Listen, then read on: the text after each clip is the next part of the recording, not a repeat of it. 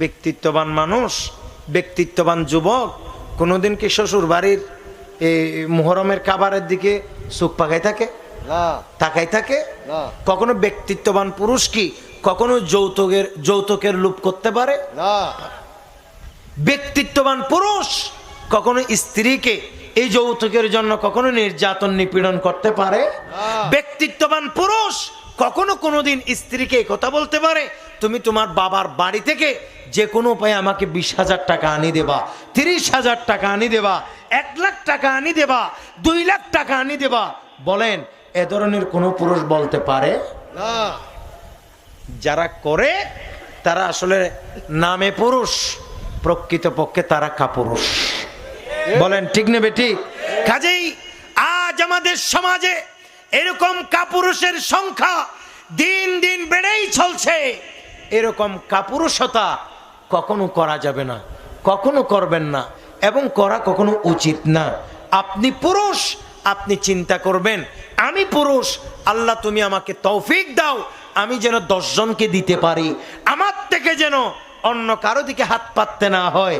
আল্লাহর দরবারে দোয়া করে নিশ্চয়ই আল্লাহ তাআলা আপনাকে আজ না হয় কাল সেই তৌফিক দিতে পারেই পারে। কথা বলেন ঠিক কিনা? কিন্তু এখন সেটা না।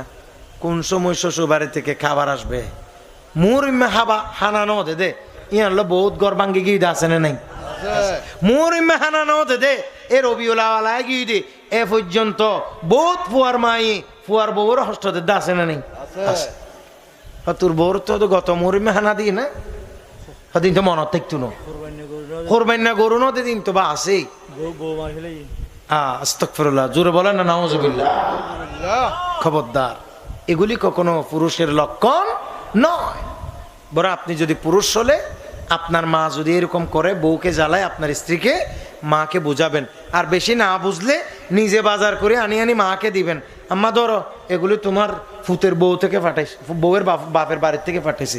এ তো যদি মূলা শাকও পাঠা এ বেডে খুশি না মাতে দে ঠিক নেবে ঠিক এই এত বালা লাই দিবে না মাতের এলা লোভি হতুন আছে না নাই?